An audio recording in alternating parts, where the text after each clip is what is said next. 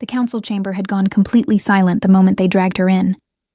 Molly kept her eyes on the stone floor, counting the cracks between the heavy flagstones beneath her worn boots. She had learned long ago that looking up too quickly in a room full of powerful men was the fastest way to earn a bruise. The gray wool of her cloak, frayed at the hem, patched at the left shoulder, smelled of pine smoke and river mud from the road she had traveled for 3 days straight. Her braid hung heavy and damp against her back. Her hands, clasped in front of her, were steady. That was the only part of her she could still control. "She is the one who crossed the northern boundary," said the guard to her left. His voice bounced off the vaulted stone ceiling and came back smaller somehow, caught her at the ridge marker before dawn. A murmur rolled through the room. Molly heard the scrape of heavy chairs, the clink of belt buckles, the soft creak of leather armor. She counted at least 9 men in the chamber without lifting her gaze. She had developed a talent for counting things she wasn't supposed to see. "An omega," someone said, and the word landed in the room the way a stone lands in still water, with ripples that spread outward and changed everything they touched. Unclaimed by the look of her. No pack markings. "No pack at all," the guard corrected. Another murmur, darker this time. Molly finally raised her eyes. Not because she had decided to be brave. She had run out of bravery somewhere around the 2nd day on the road, when her last piece of dried bread had crumbled to dust at the bottom of her satchel. She raised her eyes because she needed to understand the shape of the danger she was standing inside. The chamber was large and cold. Tall iron candelabras stood at the corners, their candles burning low, dripping wax onto the stone floor in slow, patient rivers. Maps hung on the walls, enormous detailed maps drawn in dark ink on heavy parchment, covered in markings she didn't immediately recognize. A long oak table ran the length of the room, and around it sat 8 men in varying states of authority and impatience. At the far end of the table stood the 9th. He wasn't sitting. He was standing with his back to her, studying one of the maps on the wall, with the focused stillness of a man who had learned that motion was a form of weakness. He wore black leather armor with crossed chest straps and a heavy fur mantle across his shoulders, dark as a winter sky before snowfall. His hair was long, pulled back in tight braids that fell between his shoulder blades. His hands were clasped behind his back, and even from across the room she could see the old scars crossing his forearms below the leather bracers. She knew who he was. Everyone in every territory within 3 mountain ranges knew who he was. King Evander, the Iron Wolf, the last Alpha King to unite the fractured northern packs under a single law. The man that border lords spoke of in lowered voices and council members mentioned only when they were certain he was not in the next room. He had not turned around yet. She was carrying this. The guard stepped forward and placed something on the oak table with a heavy sound. A leather satchel, buckle worn smooth, the strap repaired 3 times with different thread. Maps. Old ones. Border charts of the Ashfin territories. That made the king turn around. He did it slowly, the way very large and very certain things move, without hurry, without uncertainty, as though the world would simply wait for him. His eyes found her immediately. They were a pale, striking blue, the color of ice over a deep river, and they held an intelligence that she felt in her chest before she fully processed it in her mind. He said nothing for a long moment. Molly did not look away. She wasn't sure what compelled her to hold his gaze. Pride, perhaps, or exhaustion so complete that fear had temporarily lost its footing. "Your name," he said. His voice was lower than she expected. Quieter. It didn't need volume to fill the room. "Molly." She paused. "Of no pack, as they said. What were you doing at the northern ridge?" "Trying to cross it." Another murmur from the table. One of the council members, a broad man with a gray streaked beard and a scar across his chin, made an impatient sound. "She's an Omega without allegiance crossing a military boundary with detailed border maps. The answer is obvious, my king. She is a spy sent by—" "I wasn't asking you, Doran." The king's voice didn't rise. It didn't need to. The council member closed his mouth. Evander walked around the table toward her. and the room shifted the way rooms do, when the most dangerous thing in them begins to move. He stopped a few feet away, studying her the way she imagined he studied those maps on his wall, looking for what was true beneath what was visible.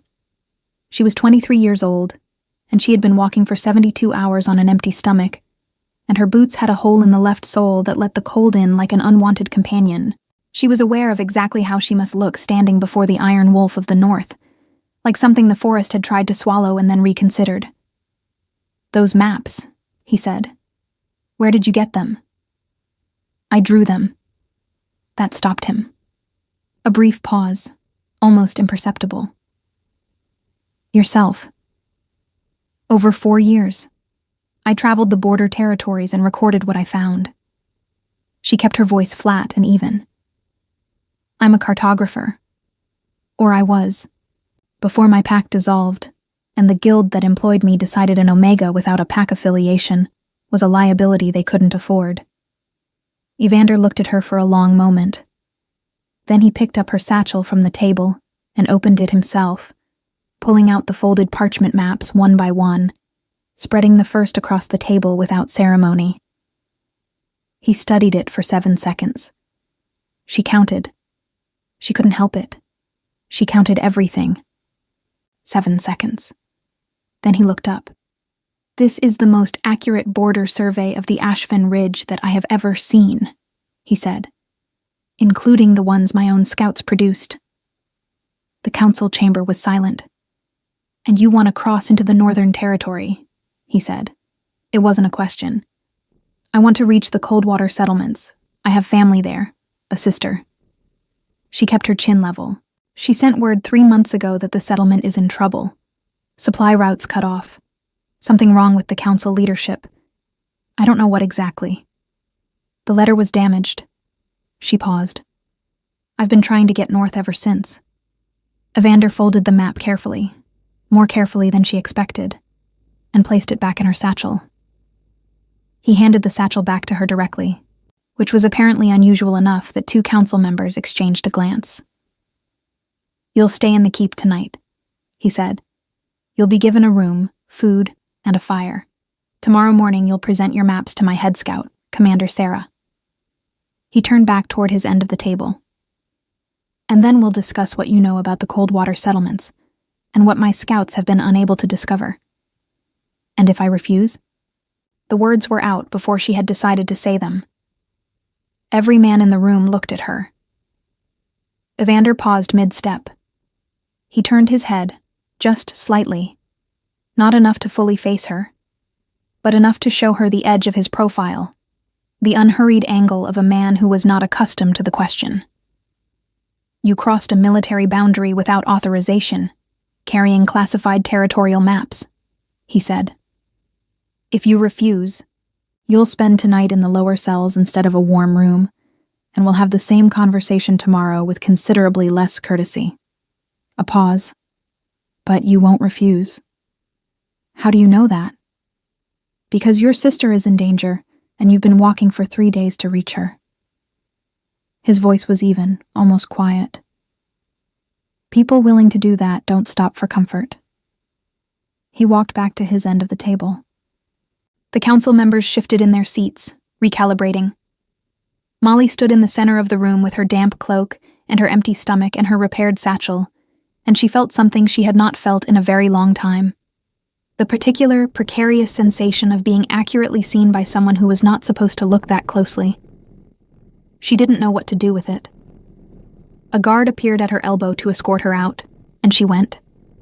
But at the threshold of the chamber door, she heard the council member named Doran speak again, low and pointed, clearly intended for the king's ears.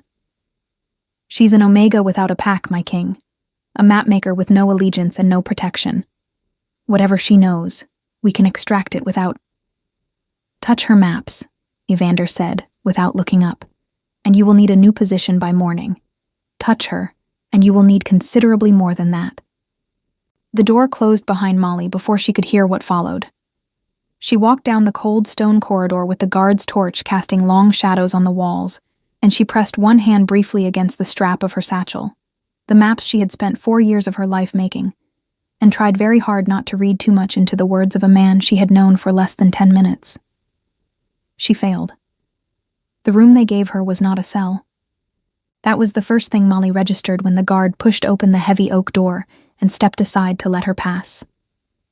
She had prepared herself, somewhere in the corridor between the council chamber and wherever they were taking her, for stone walls and iron bars, and the particular smell of places where people were kept against their will.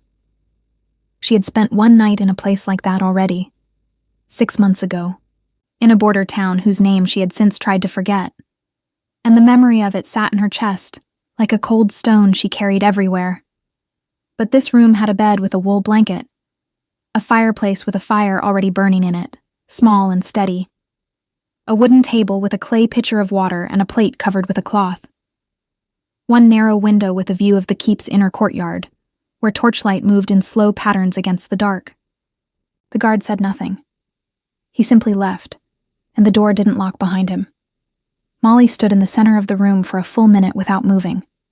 Then she set her satchel down on the table, lifted the cloth from the plate, and ate every piece of bread and cold meat and dried fruit that had been left for her, slowly and methodically, standing up because sitting down felt too much like relaxing, and she wasn't ready to do that yet.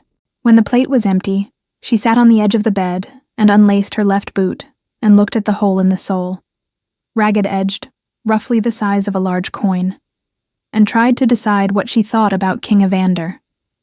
She reached no useful conclusion before exhaustion made the decision for her, and she slept. She woke to the sound of voices in the courtyard below. Gray morning light pressed through the narrow window. The fire had burned down to red coals that breathed with slow heat. Molly rose, splashed water from the clay pitcher onto her face, rebraided her hair with hands that were still slightly stiff from the cold, and put on her boots, hole and all. A different guard came for her at mid-morning. A woman this time, broad-shouldered, wearing the dark leather and iron insignia of the king's personal guard. She introduced herself as nothing and said only, "Commander Sarah is waiting," and led Molly through a series of stone corridors that went deeper into the keep than she had yet traveled. Commander Sarah's workspace was not what Molly expected of a military scout's headquarters. She had imagined weapon racks and battle diagrams. What she found instead was a room so full of maps and parchment rolls and ink-stained reference books that it looked more like a scholar's chaos than a soldier's order. The woman herself was seated behind a heavy oak desk, leaning over a spread of parchment with a quill in one hand and an expression of focused irritation on her face. She was perhaps 40, with cropped dark hair, sharp eyes the color of old copper, and a scar that traced the line of her left jaw from ear to chin. She looked up when Molly entered, looked her over once, quickly, thoroughly, and pointed to the chair across the desk without ceremony. "Sit. Show me the Ashfin Ridge survey first." Molly sat. She opened her satchel, located the correct map by touch. She had organized them by region, and she knew their order the way she knew her own heartbeat, and spread it across the desk. Sarah studied it. She didn't speak for a long time. Her quill tapped a slow, irregular rhythm against the edge of the desk, the only indication that her mind was moving quickly behind that still face. "You marked the secondary water crossings," Sarah said finally. "The ones that aren't visible until the snow melt. How did you know they were there?" "I went in early spring. The ground tells you where water runs beneath it if you know how to read the frost patterns and the way certain grasses lean." Sarah looked up from the map. Her copper eyes were measuring. "My scouts have passed that ridge 11 times in 4 years. They missed those crossings every time." "Your scouts were probably moving too quickly," Molly said, and then caught herself. "I mean, military scouts have objectives. I had nothing but time and curiosity. It's a different kind of attention." Sarah was quiet for a moment. Then something shifted in her expression. Not warmth exactly, but the slight recalibration of someone revising an assumption. She leaned back in her chair and crossed her arms and regarded Molly with something closer to consideration than suspicion. "The king told me this morning that your maps of the Ashfin boundary are better than anything we've produced in-house," she said. "That is not a thing he says." "He said that?" He said it once, at dawn, in a tone that suggested he was annoyed about it. And the corner of Sarah's mouth moved barely. Which means he meant it. Molly looked down at the map spread across the desk. 4 years of walking and watching and recording, reduced to ink on parchment. But suddenly, for the first time in longer than she could clearly remember, the ink felt like it meant something to someone who had the power to act on it. "Tell me about Coldwater," Sarah said, and her voice shifted, still direct, but with a new edge of careful attention beneath it. "What do you know?" "Only what my sister wrote. She's a healer there. Her name is Petra. She's been in the settlements for 2 years. Molly pressed her hands flat on the edge of the desk, grounding herself. The letter was water-damaged and parts were missing, but what I could read was clear enough. She said the supply routes from the southern passes had been cut. No grain, no medicine. She said the settlement council was making decisions that didn't make sense, turning away traders who had supplied them for years, restricting movement in and out without explanation. When was the letter dated? 11 weeks ago. Sarah's expression didn't change, but something behind her eyes did. The Coldwater settlements are 3 days into the Northern Territory from here, assuming clear roads. She paused. The roads are not clear. There's been early snow in the high passes, and we've had 2 scouting teams go north in the last month that reported unusual activity near the settlement boundaries. Molly felt the cold stone in her chest shift. Unusual how? "That," said a voice from the doorway, "is the question we've been trying to answer." Both women looked up.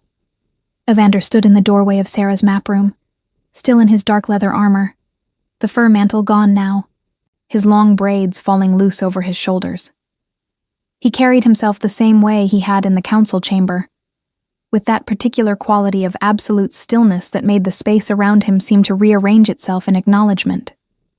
In one hand, he held a folded piece of parchment. He crossed to the desk, unfolded the parchment, and laid it over Molly's Ashfin map without asking. It was a letter. Short, written in a hurried hand, the ink pressed too hard into the parchment in the way of someone writing quickly and under stress. Molly read it in silence. The settlement council answers to someone we do not know. The traders they turned away were not turned away. They were detained. There are wolves in the northern wood that do not answer to the king's law.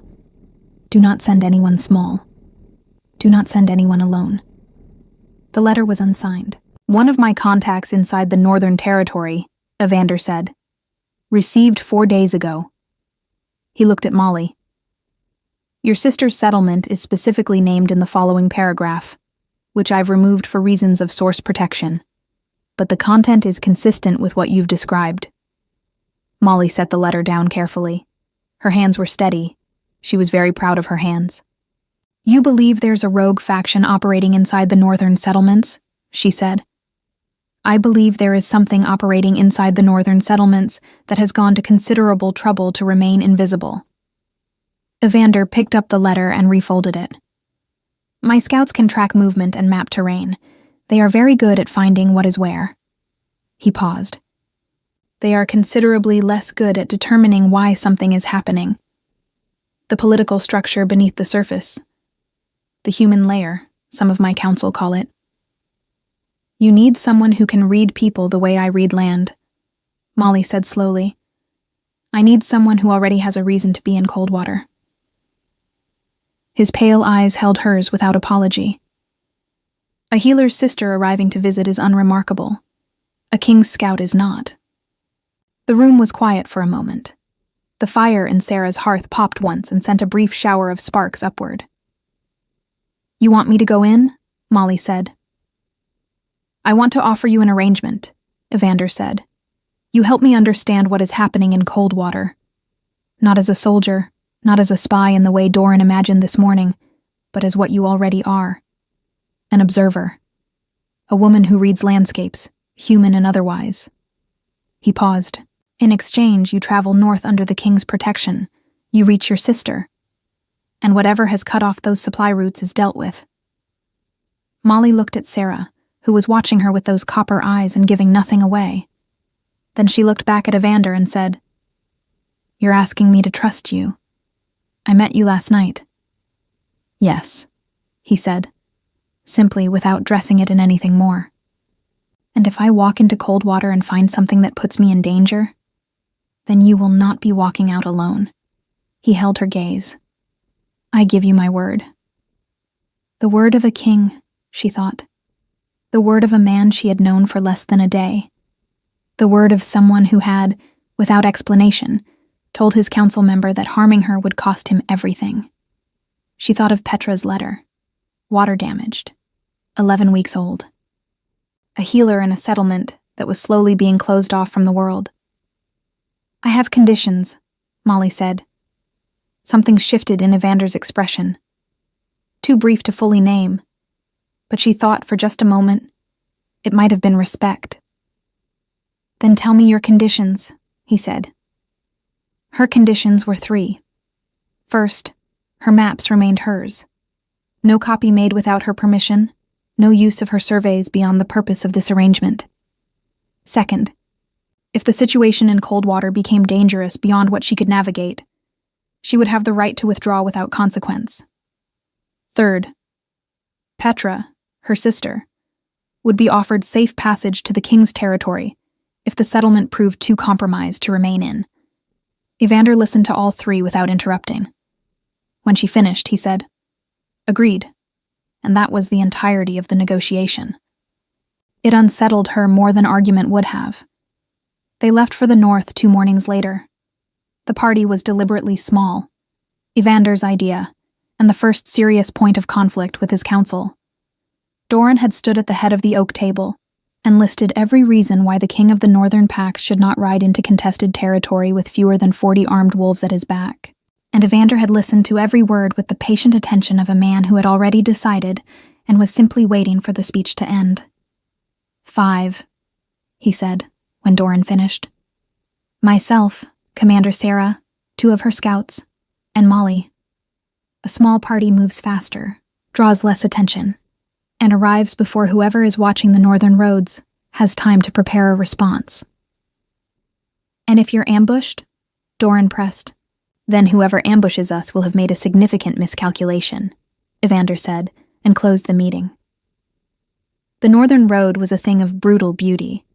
Molly rode a brown mare named, according to the stable boy who had saddled her, Briar, a name that suited the horse's mild but stubborn temperament exactly.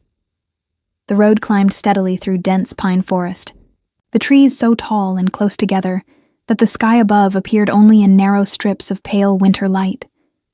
The air smelled of cold earth and pine resin, and underneath those, the faint mineral sharpness of snow waiting to fall.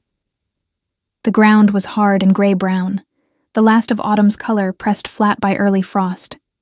She rode near the middle of the group. Sarah led at the front with 1 scout.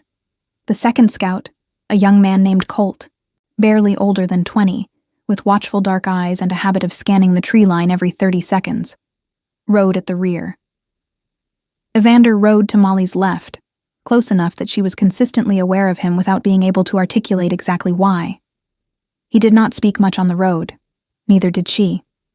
But on the afternoon of the first day, when the path narrowed and her mare picked her way carefully around a section of trail undermined by frost heave, he said quietly, "You ride like someone who learned late." She glanced at him. "I learned at 19. Is it that obvious?" "You grip the reins slightly too tight on uncertain ground. Someone who learned young stops noticing the uncertainty." He paused. "It's not a criticism. Awareness of uncertain ground is generally more useful than ignoring it." She looked at him for a moment. "You give a great deal of careful thought to how people move." "Movement tells you more than speech," he said. "Speech can be constructed. Movement is usually honest." She turned this over in her mind for the rest of the afternoon. They made camp the first night in a natural hollow, sheltered by 3 enormous pines, whose roots had grown together into a raised platform of dark wood and moss. Sarah's scouts built a fire low and shielded, its light contained rather than broadcast. The smell of wood smoke curled upward into the cold air and dissolved into the dark. Overhead, through the gap in the pines, a few stars were visible between slow-moving clouds. Molly sat near the fire with her satchel in her lap, updating her trail notes by firelight. Small, precise marks on a fresh piece of parchment, recording the frost-heave damage on the trail. A secondary path she'd spotted branching east, the particular quality of the soil where the pine roots had broken the surface. She didn't notice Evander settle on the log beside her until he spoke. "You're mapping as we travel." "I map everything," she said, without looking up. "It's not a decision. It's just how I see." A pause. "What do you see right now?" She considered the question seriously rather than deflecting it. "A hollow that's been used as a camp before. See the old ash ring under the new fire? Someone camped here within the last month. The moss on the north side of the largest root is disturbed. Something heavy rested there." She glanced up at the tree line. "And there's a trail of broken branches heading northeast, about 40 feet out. That's too deliberate to be animal movement. Someone walked out of this hollow in a hurry, heading toward the high ground." Sarah, on the other side of the fire, had gone very still. She looked at Colt. Colt looked at the tree line. Evander looked at Molly. "You noticed all of that since we arrived," he said. "I notice things. It's what I do." She returned to her parchment. "Someone was here recently. Someone left in a hurry. That's either nothing, or it's the beginning of something worth understanding." Sarah was already on her feet, moving quietly toward the northeast tree line with one hand on the blade at her hip. Colt followed. The fire crackled between the absence they left. "You weren't planning to tell anyone," Evander said. It wasn't accusatory. It was curious. "I was still deciding if it was significant." She paused. "I'm not a soldier. I don't report every observation as though it's an emergency. Sometimes a thing is just a thing. And sometimes it isn't." "And sometimes it isn't," she agreed. Sarah returned 12 minutes later with Colt behind her, and an expression on her face that had gone several degrees colder than the night air. She crouched by the fire and looked at Evander directly. "Fresh camp. 2 people, maybe 3, within the last 2 days.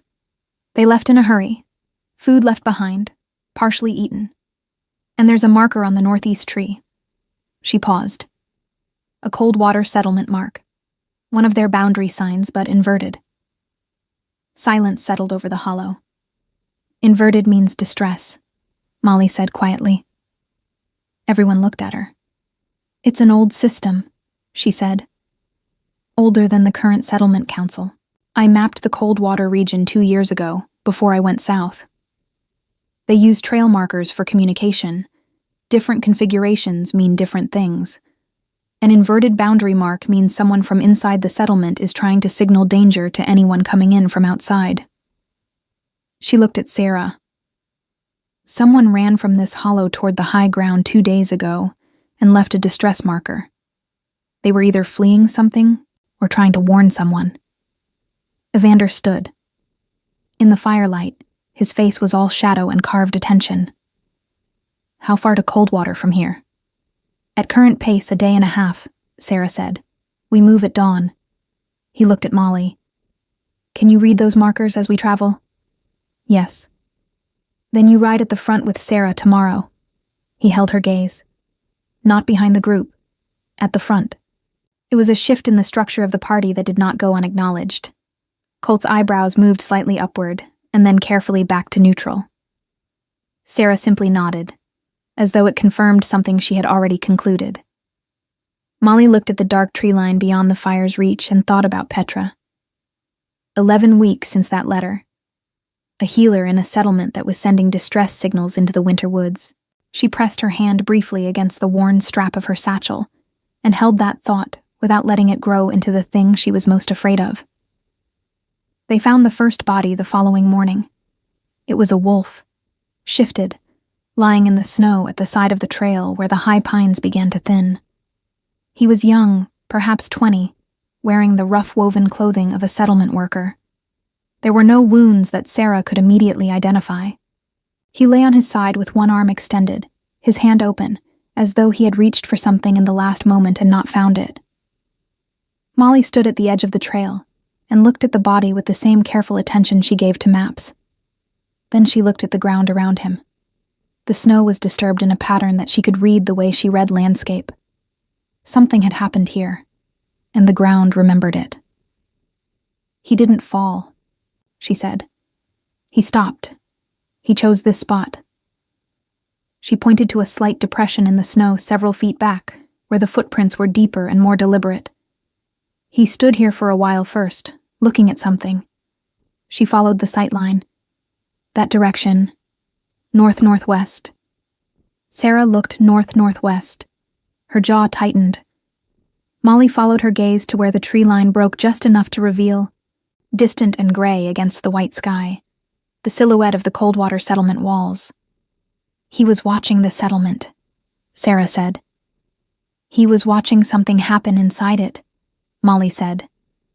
"And then he fell here, where he couldn't be seen from the walls." Evander crouched beside the body and examined the young wolf's right hand, the extended one, the reaching one. Around his wrist was tied a thin strip of cloth, barely visible against the pale skin. He unwound it carefully. On the inside of the cloth, written in small, shaky letters, with what appeared to be charred wood or dark ink, "They are counting the wolves. Everyone who enters. Nobody leaves."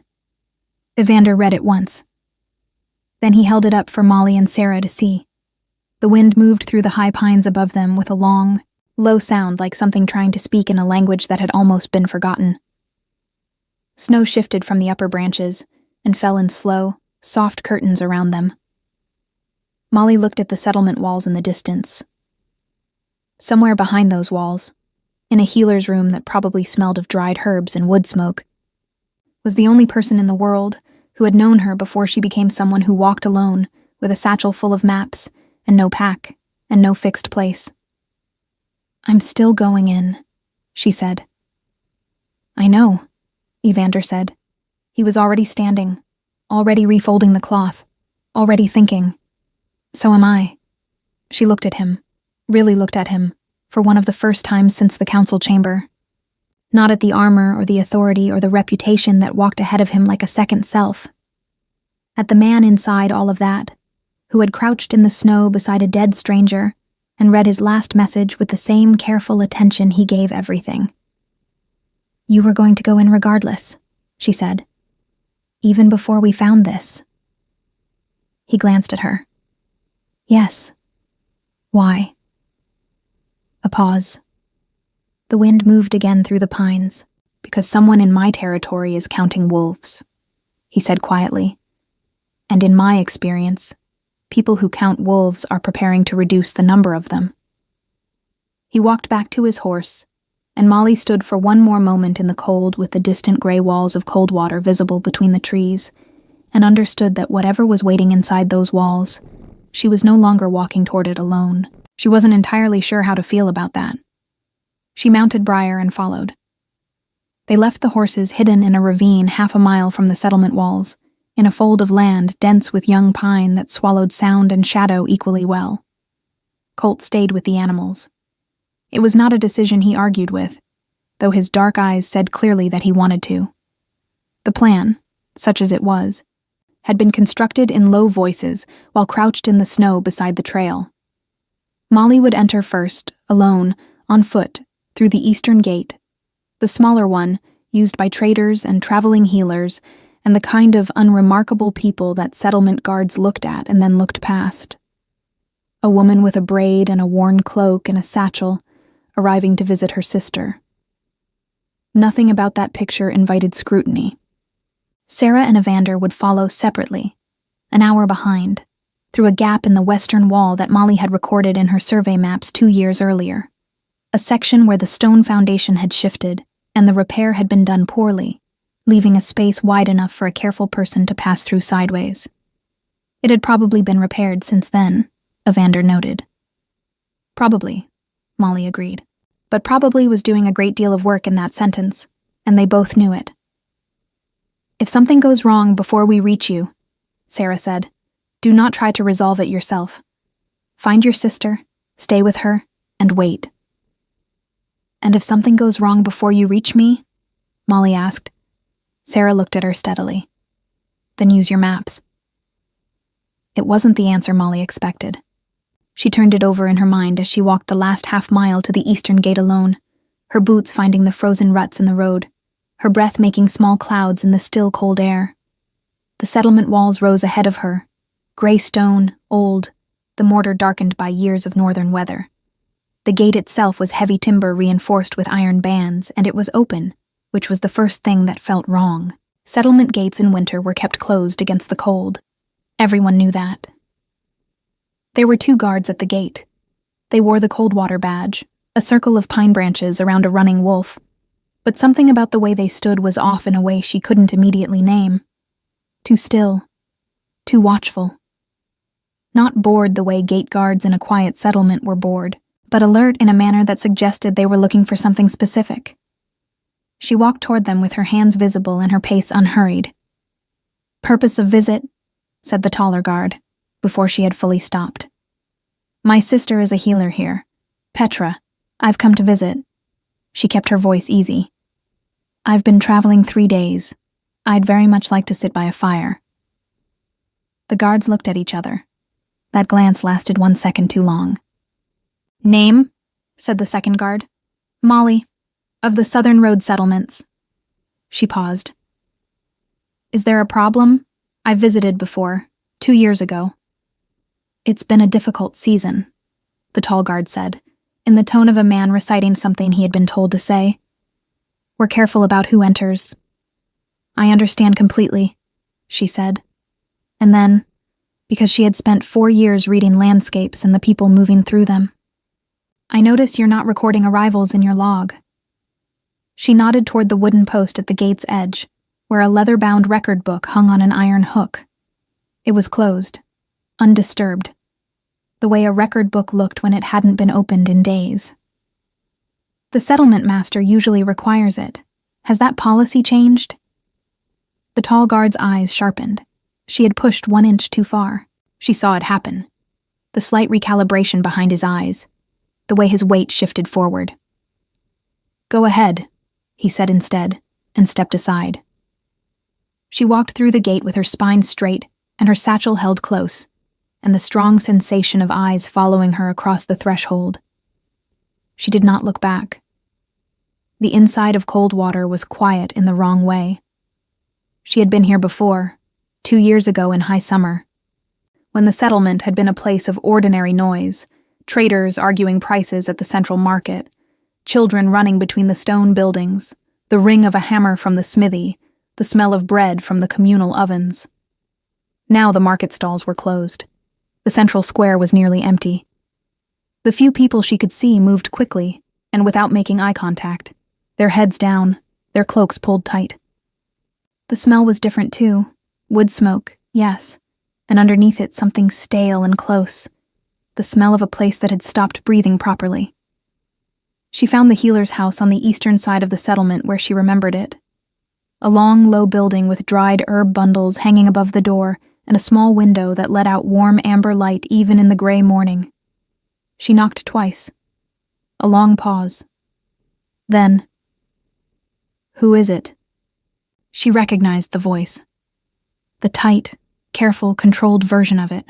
The voice Petra used when she was frightened and refusing to show it. But underneath that control, the familiar tone that had called her name across a dozen different rooms in the years before they had both gone their separate ways. "It's Molly," she said quietly. "Open the door, Petra." The door opened. Her sister was 28 years old and had their mother's dark gold hair and their father's stubborn jaw, and she was thinner than Molly remembered, her face carrying the particular hollowness of someone who had been sleeping badly for weeks. She wore a healer's apron over a gray wool dress, and her hands, steady, always steady, healer's hands, gripped the doorframe for just a moment before she stepped back to let Molly in. The room smelled of dried lavender and pine pitch and something medicinal that Molly couldn't name. Herbs hung in thick bundles from the low ceiling. A work table ran the length of one wall, covered in small clay pots and folded cloth, and the organized chaos of a healer who was running low on supplies and stretching everything further than it was meant to go. Petra closed the door and turned around, and for a moment they just looked at each other across the small, warm room. "You're here," Petra said. Her voice had lost its careful control. "I'm here," Molly said. They crossed the room and held on to each other the way people hold on when they are the last certain thing in an uncertain world, briefly and completely, and then stepped back because there was work to do, and they were both people who understood that comfort and urgency could not occupy the same moment for long. "Tell me everything," Molly said. Petra told her.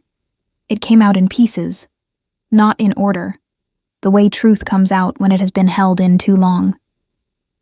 3 months ago, a new man had arrived in Coldwater. Not a settler, not a trader. He had presented himself to the settlement council with documents signed by a regional authority that none of them had thought to verify, claiming appointment as an oversight representative from the Eastern Territories. His name was Renfell. He was soft-spoken, well-dressed, and within 6 weeks, he had quietly replaced 2 council members with his own people, redirected the settlement supply contracts to traders he controlled, and begun requiring that all wolves entering or leaving the settlement be logged, not in the gate record book, which was visible, but in a private ledger that only Renfell and his associates could access. "He's building a list," Petra said.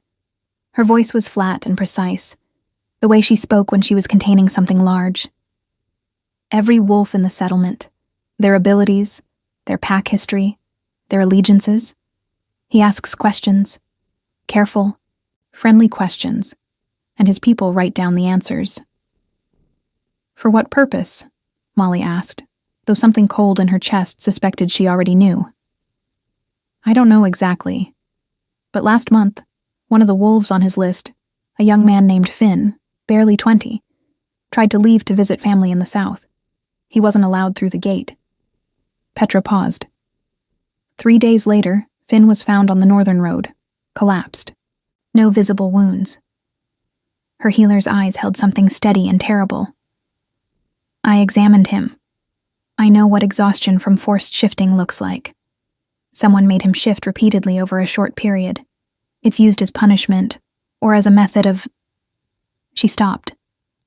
Molly thought of the young wolf they had found on the trail. His reaching hand. The cloth around his wrist. "Petra," she said carefully. "The young man who collapsed on the northern road. What did he look like?" Petra described him. Molly closed her eyes for one breath. Then she opened them. "He didn't collapse," she said. "He died. We found him on the trail this morning. The room was very quiet. Outside, wind moved along the settlement walls with a low, patient sound." Petra sat down heavily on the stool beside her work table. She pressed both hands flat on the wood surface in front of her. Her healer's habit. Grounding herself. And breathed. "Renfell has to be removed," she said finally. "I know." Molly crouched beside her sister. "And that's going to happen. But I need you to tell me one more thing. His documents, the ones he presented to the council when he arrived. Did anyone keep a copy?" Petra looked at her. "I did," she said. "I didn't trust them from the beginning. I made a copy before he took the originals back." She stood, crossed to the far wall, and lifted a loose stone from the base of the fireplace. Behind it was a folded piece of parchment. Molly took it and read it carefully. The seal at the bottom of the document was Eastern Territory. Correct. The authority signature above it was a name she didn't immediately recognize. But the format of the document, the specific phrasing of the appointment clause, the particular way the territorial boundary was described in the authorization language, she had mapped those territories. She had spent weeks in those lands, reading their boundary markers, talking to their administrators. This document did not match the way the Eastern Territory wrote its official appointments. Not in one small detail, but in a dozen of them. The language was close. Very close. Close enough to deceive someone who hadn't spent years in those lands. But it was constructed by someone working from second-hand knowledge of how such documents should look. "It's false," she said. Petra stared at her. "The entire appointment is fraudulent." Molly set the document down on the work table. Renfell has no authority from the Eastern Territory. He never did. She looked at her sister.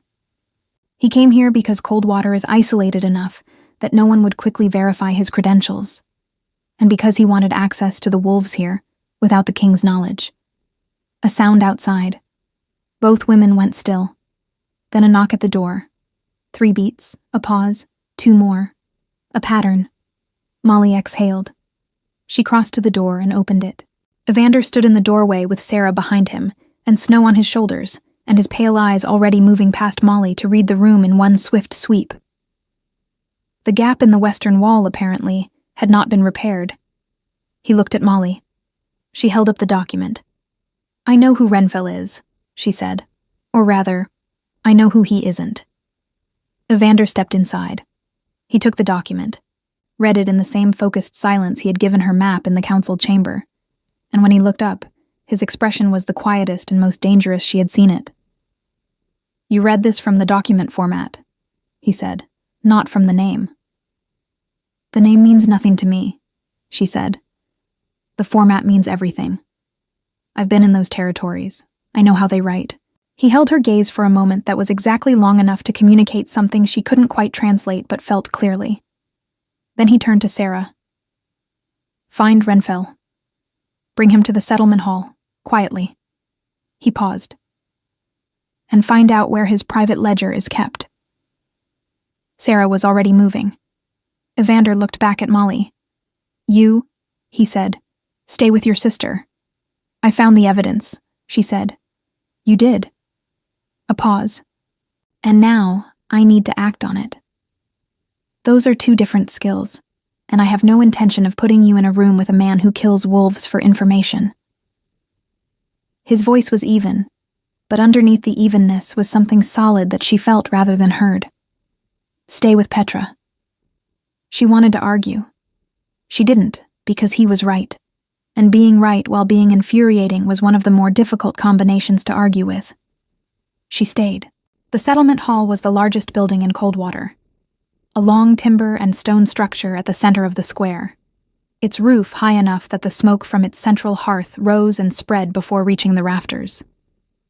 In better times, it served as meeting place, feast hall, and communal shelter during the worst of the northern storms.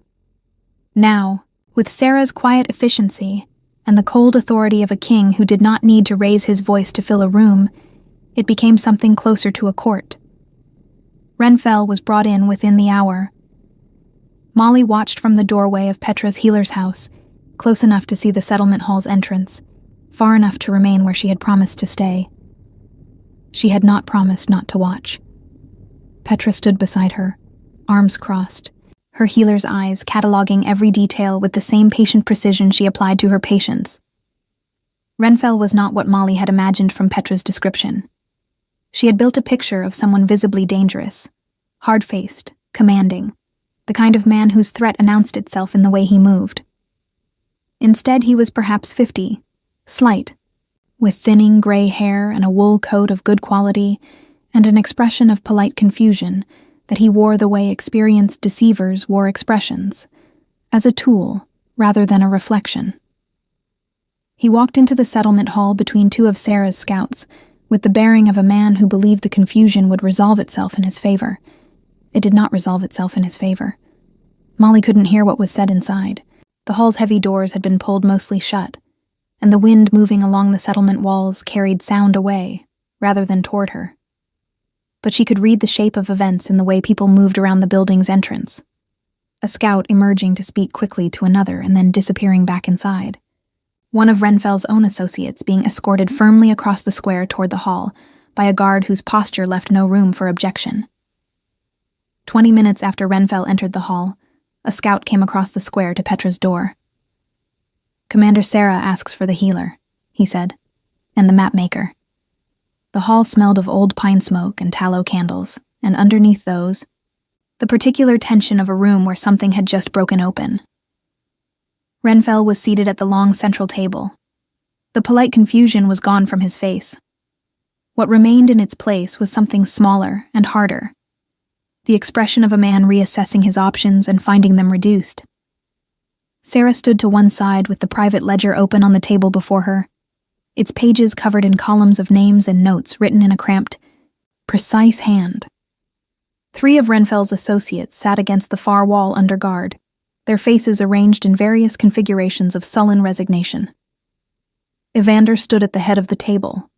He had not sat. Molly was beginning to understand that he very rarely sat in situations like this, that standing was, for him, a deliberate choice, a way of making clear that a conversation had not yet reached the point where he was willing to settle into it. He looked at Molly when she entered. A brief look, assessing, checking, she realized, that she was unharmed. Then his attention returned to the room. "The document," he said, and Molly set the copied appointment paper on the table. Renfell's eyes moved to it. Something shifted in his face. "You presented fraudulent authority documents to the Coldwater Settlement Council," Evander said. His voice was level and unhurried. "You replaced elected council members with your own associates. You restricted movement in and out of the settlement without legal authority. You compiled private records of every wolf in this settlement, their abilities, their histories, their vulnerabilities." He paused. "And a young wolf named Finn died on the northern road after being subjected to forced shifting, which this ledger confirms was used as punishment for attempting to leave." Renfell said nothing. He was looking at the fraudulent document with the expression of someone calculating distances. "Who are you working for?" Evander asked. A long silence. The candles guttered in a draft from the high windows. Snow had begun to fall outside, and it ticked softly against the glass. "You won't find them," Renfell said finally. His voice was quiet and precise, the voice of a man who had decided that cooperation was no longer strategically interesting. "I am one piece. You've found the piece.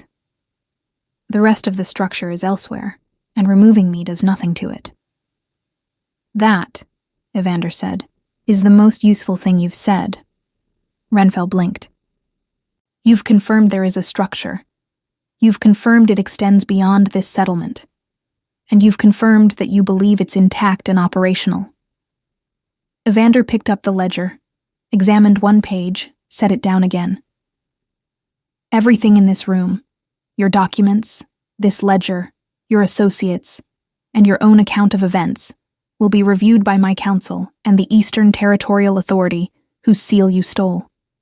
He looked at Renfell with the calm, complete attention of someone who had stopped being uncertain some time ago. "You will answer for Finn. You will answer for every name in this ledger that you placed in danger, and the structure you're so confident about will be found. Not by you telling me where it is, but by the paper trail you've left behind in the territories you traveled to construct this fiction." He paused. People who build fraudulent documents always leave a trail. They can't help it. The details they get wrong are always the same details. He glanced at Molly on that last sentence. Not long, just a flicker of acknowledgement. She understood. The document format. The 12 details that didn't match. The trail she had read the way she read frost patterns in early spring ground, not the thing itself, but the evidence the thing had left behind in passing. Renfell was escorted from the hall. The room exhaled. What followed was not dramatic. That was the part that Molly would remember most clearly later, how the restoration of a broken place was mostly quiet work, done in steady increments without ceremony. Sarah spent the rest of that day and the following morning going through the ledger name by name with Petra, who knew every wolf in Coldwater by face and history. Together they built a picture of what Renfell had been compiling. Not just names, but a specific kind of name. Wolves with rare abilities. Wolves whose pack histories were complicated, or whose allegiances were unclear. Wolves who could be pressured. The ledger was not a census. It was a recruitment list, built for someone who needed leverage and capability in equal measure. The settlement's 2 replaced council members were restored. The supply routes, strangled not by geography, but by Renfell's deliberate redirection of contracts, were reopened with letters from Evander's seal that no Eastern trader would be slow to honor. The gate was closed and restaffed with people Sarah personally approved. On the second evening, Molly sat with Petra in the healer's house, with a fire burning high and 2 cups of something hot and bitter that Petra called a winter tonic, and that tasted primarily of pine bark and determination. The herb bundles overhead threw soft shadows on the low ceiling. Outside, the snow that had begun during Renfell's reckoning had settled into a steady fall, and the settlement was quieter than it had been in weeks. Not the wrong kind of quiet.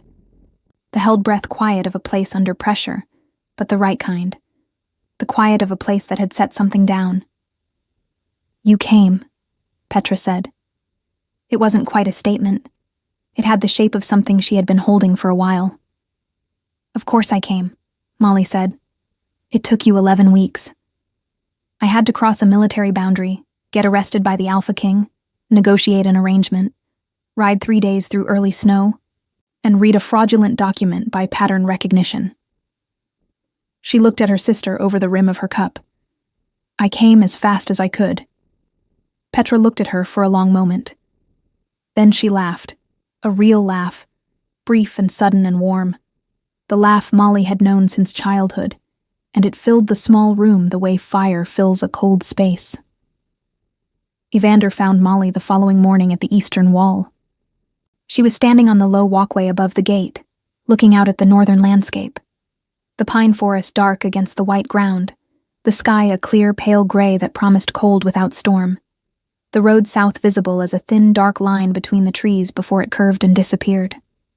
She had her satchel open and was making notes, recording the settlement's boundary markers, the condition of the wall, the sight lines from the eastern approach.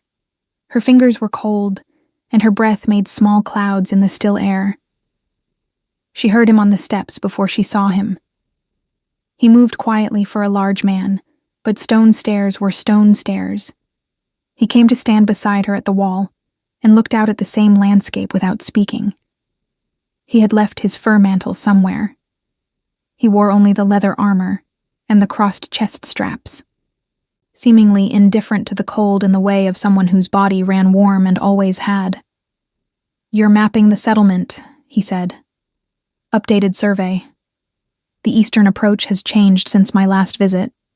There's a new drainage channel dug along the outer wall, and the gate position has shifted slightly north." She didn't look up from her parchment. "Also, the gap in your western wall is now officially documented as a security vulnerability, which I thought you might want on record. The gap we used to enter. The very one." She finished her notation and looked up. The pine forest stretched out before them, vast and patient and indifferent, the way large wild things were. "What happens to Renfell? He'll be taken south to face proper authority. His associates as well." Evander's voice was even. "The Eastern Territorial Courts will handle the fraud charges. The matter of Finn, the forced shifting, falls under pack law, which is my jurisdiction." "And the structure he mentioned? The one he said extended beyond this settlement?" A pause. "That," he said, "is what concerns me more than Renfell himself." He turned slightly toward her. "The ledger is being analyzed. There are names in it that suggest this was not an isolated effort. Someone built this with a purpose larger than one settlement." His pale eyes moved to the tree line and back. "I don't yet know the shape of what we've found." She understood the weight of that. One piece removed from a structure that was elsewhere, still intact. A thread pulled from a larger cloth. "You'll need accurate maps of the territories where Renfell traveled," she said carefully. "To trace the trail you mentioned, the document construction, the supply contract redirection. All of that happened somewhere. In offices, in meeting halls, in places where records exist." He looked at her. "I have surveys of most of those territories," she said. 4 years of them." She held his gaze steadily. "And I know how to read what a place has been through. Not just what it looks like now, but what it's been used for. Who moved through it, what they left behind." The wind moved gently between them. Snow shifted from the top of the wall and fell in a soft curtain past the gate below. "The arrangement we agreed to," Evander said, "was for cold water." "Yes," she said. "It was." Another pause. He was reading her the way she suspected he read everything, carefully without rushing, looking for what was true beneath what was visible. "What are you proposing?" he said. She had been thinking about this since the night in Sarah's map room, when she had spread her surveys across the oak desk and watched something shift in the face of a woman who had never expected to be surprised by a mapmaker. She had been thinking about it since the council chamber, when a king had looked at her work and said it was the most accurate survey he had seen, with the tone of a man who did not say things he didn't mean. She had been thinking about it since 4 years of walking alone through territories that needed understanding, recording what she found for guilds that paid poorly and valued her less, for packs that hired her work without hiring her. "I'm proposing a permanent arrangement," she said, "not a transaction, not an exchange of services for safe passage." She kept her voice even and direct, the way she had kept it in the council chamber when she listed her conditions. "I would work with your scouts, formally, with standing, with the same authority to act on my findings that Sarah has on hers. The Northern Territories need accurate maps. You need someone who can read what maps don't show. And She paused, and for a moment something honest moved through her face. "I need somewhere that my work means something to people with the power to act on it." Evander looked at her for a long moment. The pine forest spread out behind him, enormous and silent. "Your 3 conditions from before," he said. "They would carry forward. They would. And you would want a formal position, not a consultant, not a temporary appointment." "I would want to be what I am," she said, "without the qualifier of having no pack and no standing. I would want my name in the record books as something other than an Omega without allegiance." He was quiet for long enough that she thought he might need time, might ask her to wait, might want to bring it to his council and hear Doran's predictable objections, and weigh it all in the careful, deliberate way he weighed things. Instead he said, "Done." Just that. The same single word with which he had agreed to her original 3 conditions, delivered with the same absence of ceremony, as though the decision had been made somewhere earlier, and he was simply now reporting it. She breathed out slowly. "You didn't consult anyone." "I consult people when I'm uncertain," he said. "I wasn't uncertain." She looked at him, at the man who had read her map in 7 seconds and told the truth about what he found there, who had crouched in the snow beside a dead stranger and read his last message with care, who had told his council member that touching her would cost him everything, who had listened to her conditions and agreed without negotiation because he had decided they were reasonable, and that was simply that. "You're a very unusual king," she said. "So I've been told," he said. They rode south 4 days later, Evander, Sarah, Molly, and Colt, and behind them, a proper escort of 8 additional wolves that Sarah had arranged with characteristic efficiency. Renfell and his associates traveled in the center of the group, bound and quiet, their wool coats doing insufficient work against the northern cold. Petra stood at the Coldwater Gate to see them off. She had been offered safe passage south as per the original arrangement, and she had declined it with the same quiet certainty she applied to everything. "I'm a healer," she said, when Molly raised an eyebrow. "And this settlement needs one, particularly now, while it repairs." She had hugged Molly once, hard, and then stepped back and looked at her with their mother's eyes in their father's stubborn face. "You'll come back." "I'll come back," Molly said. "And you'll bring better maps." "I'll bring better maps." Petra looked past her at Evander, who was waiting with his horse at a courteous distance, speaking quietly with Sarah. She looked back at Molly with an expression that was careful and warm and full of a sister's particular brand of knowing. "He agreed to all your conditions," she said. "He did. And then you gave him more conditions." "I gave him a proposal," which he agreed to immediately. "He did," Molly said. Petra's mouth curved. "Good," she said simply, and stepped back through the gate.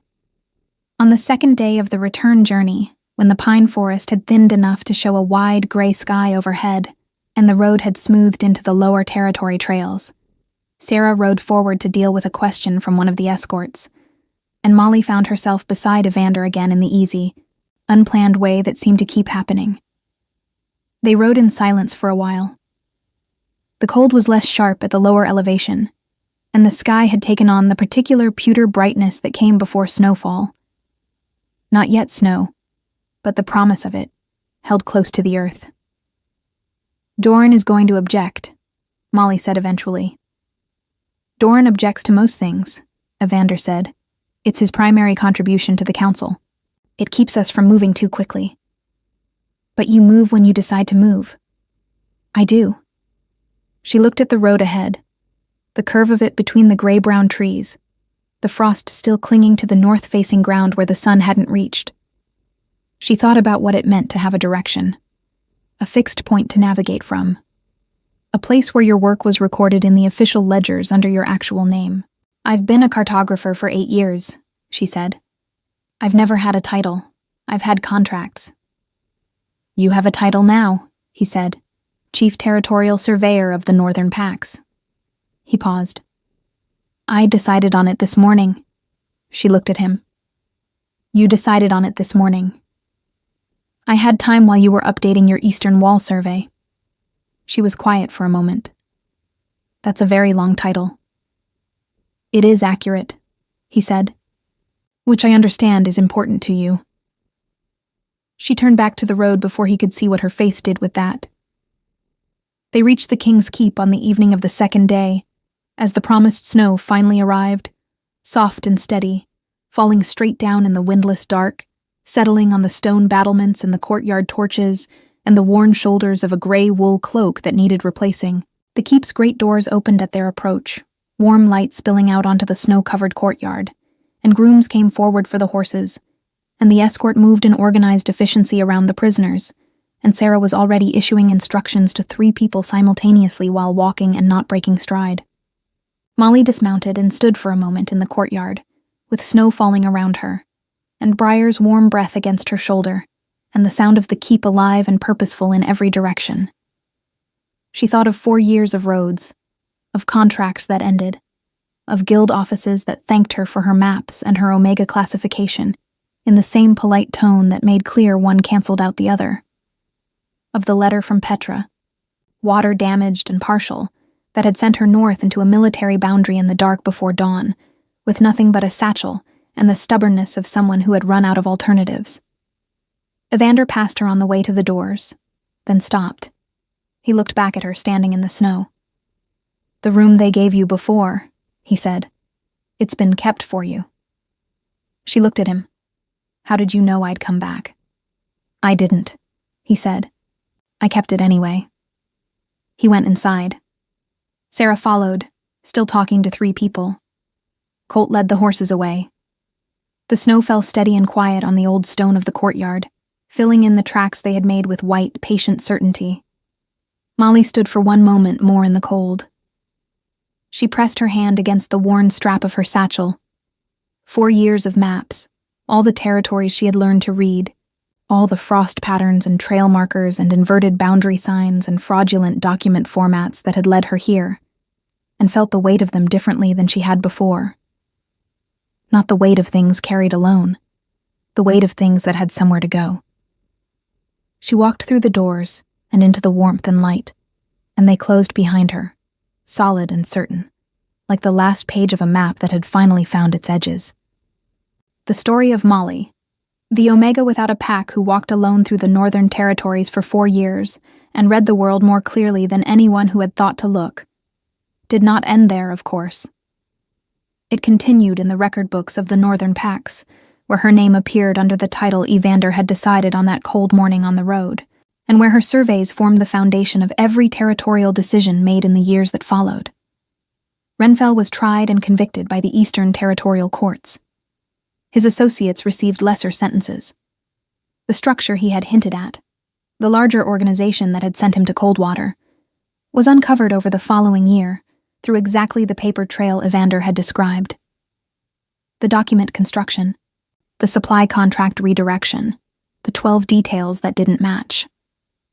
Molly's knowledge of the territories he had moved through proved essential, and each discovery was recorded in her hand on fresh parchment and added to the official archives. Doran objected formally to her appointment. Evander heard the objection in full, and then confirmed the appointment in writing, which Doran signed as required by council procedure, in an interaction that Sarah later described as the most efficiently unpleasant 3 minutes she had witnessed in 8 years of service. Petra remained in Coldwater. The supply routes reopened, the settlement healed slowly and steadily, and the healer with their mother's eyes and their father's stubbornness became one of the most trusted figures in the northern settlements, the kind of person that people traveled difficult roads to reach. She and Molly exchanged letters regularly, and twice a year Molly rode north with updated maps and stayed long enough for pine bark tonic and real conversation by the fire. Sarah remained commander. She and Molly developed, over time, the particular friendship of two people who communicate primarily through competence, through work well done and observations accurately made, and the comfortable silence of people who don't need to fill every space with sound. It was, Molly thought, the most efficient friendship she had ever had, and she valued it completely. And Evander, the Iron Wolf, the Alpha King, the man who had read her map in 7 seconds and told her the truth about what he found, kept his word, every condition, every promise. He moved when he decided to move, and he waited when waiting was right, and he listened to her observations with the focused attention of someone who had learned that the person reading the landscape was as important as the landscape itself. On a morning in late spring, when the snow had gone from the courtyard and new growth was pushing green through the gray stone cracks, Molly stood at the long oak table in the council chamber. Her maps spread across it, the new surveys of the eastern territories where Renfel's organization had operated, the updated northern boundaries, the corrected Ashvin Ridge charts, and presented her findings to a full council. When she finished, Evander said simply, "Good work." Doran said nothing. Sarah nodded once, precisely. And Molly rolled her maps back into their order, the order she knew by touch, the order that was hers, and felt something settle inside her, with the quiet, definitive certainty of a landmark finally placed correctly on a chart. She was exactly where the map said she should be. And for the first time in a very long time, she was certain that this was not a contract with an end date. This was home.